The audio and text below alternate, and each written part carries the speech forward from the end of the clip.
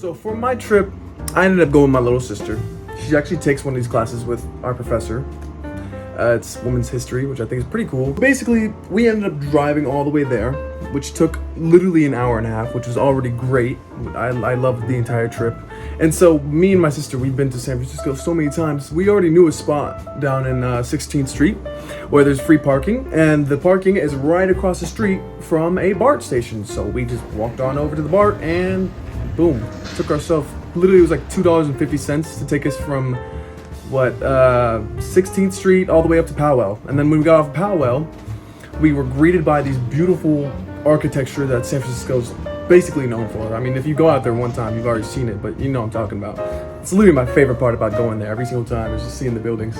So then after that, we get off the BART, right? And it's about I think a mile walk, 0.9 miles, about the same thing. And we just ended up walking there. It wasn't that bad. It's actually a beautiful day out. I gotta say, it was probably one of the most beautiful days I've ever seen in San Francisco. The art was absolutely just glimmering off the walls. Like if you were there, you just see the beautiful colors, man. It was awesome. Eventually, we ended up making it to South Park, and I gotta say, it was absolutely gorgeous. Really cool looking. I really liked the way the park was laid out. It was like a little peaceful, like neighborhood, little almost like village in the middle of San Francisco, which is in such a chaotic city. You just don't expect to see these little places where it's just like, oh, there's just like park with kids and non-chaos. It was just really peaceful. It was nice. So now we're going to get into a brief rundown of the history of South Park. The park was made in 1854 by a man named George Gordon. He created a private community that the elite wealthy who owned the buildings around the surrounding area were allowed to roam inside the park. So it was only made for them. Nobody else of the city was able to access the park. However, by the 1870s, San Francisco had become such a dense area of commercialization. They ended up taking up land of even the most wealthy of areas, including South Park, which was a wealthy area at this time, obviously. And San Francisco was one of the few places where immigrants all across the world who were coming here, like Filipinos and Italians and Chinese and Japanese citizens, even more, came here because it was one of the few places where they could find jobs. And so they ended up being a ton of people in South Park working as immigrants in the surrounding buildings before it was open to the public. So it was elite wealthy people and then the immigrants who were working there, along with the other San Francisco residents that are also working there. I think that's just really interesting that before people were able to access the park publicly, there was just a bunch of like workers there. And then by 1897, the park became fully open to the public, so anybody could access the area. And then by 1906, the earthquake/fire that happened in San Francisco caused a lot of people to lose their houses. And so tons of people all around the area, including many immigrants especially, were not able to find anywhere to live. And South Park, funny thing, became one of the few places where immigrants were able to move here basically as refugee camps. And so they were split by building. Every couple buildings was a different race. They were separated by segregation because, you know, 1800s, but they were separated by races. So there was like Filipinos, and then there was Chinese, and then there was Japanese, and there was Italians, and etc., etc. I thought that was really cool. I mean, I guess I didn't think it was cool, but it housed around 648 people, which was cool. By the 50s, all the way up until the 70s, there was tons of longshore sailors. There were these sailors who went around basically doing any task they could overseas, because that's just how it was back then, I guess. But they went around waiting at the Union Hall, because the Union Hall would give out jobs to people who needed them, who had trades. And so there would be longshoremen waiting in this giant park, South Park, and they would light a bonfire. And this bonfire literally lasted for like 20 years straight, which I think is really cool. It lasted all the way from like the 50s up until the 70s. And the bonfire was there basically to keep all them warm, because it would get really cold at nighttime, and San Francisco is just a really cold area. So there would just be a bunch of people huddled up here waiting for jobs, waiting outside the union office trying to stay warm.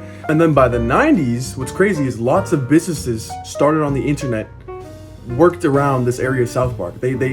This is around the time where businesses off the internet were able to create their own shops and reach a large mass without having a large capital funding in the back. So like people like us, college students, were able to make their own art and fashion and get enough backing from the internet with support by the 90s that they could open up their own shops in San Francisco. And this is really popular in the area of South Park for some reason. And so in 2017, the city decided to make the area actually a park, because if you look at it, the park almost looks like a sculpture. It looks like a work of art in its own. and I think that's pretty cool. But they opened it up around 2017. It's the same one that's up today. So if you really wanted to, you can go down there and visit it. I mean, it looks really cool to me. But obviously, I don't know. It's kind of weird being an adult going to a park, but I don't know. It's still cool, I guess. And finally, for the end of the trip, me and my sister went to this awesome cafe, and we got to talk to the manager, Basil, and he decided he actually would be down to do an interview with us, and I was surprised by that. But it was actually a really, really cool spot. What sucks though was I wasn't really able to record that much because, you know, it's a cafe and people are trying to enjoy eating their food without being recorded, so, you know, I got what I could though. And then this is a picture of our food, basically. And let me just say, bro, it was salmon and like cream cheese with this little topping on it. Oh my god, that cream cheese. So the cool part about this video, I don't know if we got it in the shot, but the guy of the store, he literally makes his own chocolate art, and every single video we take here, all of the videos you see are all chocolate. Like everything in that store is edible right there. Inside that casing is all edible chocolate. Even the cover. Like, it's crazy. Hello, I'm here with the owner right now of the Velvet Raven. His name is Basil. What drew you to this location? It's a very unique neighborhood. South Park is a very unique thing because we have a historic kind of neighborhood park. And what I liked about it, it's you're middle of downtown, but it feels like you're in, you know, like more like in suburbs, more Noe Valley. So it's very beautiful views from the park. You can see still like the skyline, you know, the downtown, which is really beautiful. And I was wondering, how often do you have live music here? Well, we started this officially every Sunday, just kind of like around November last year. These guys are local as well, so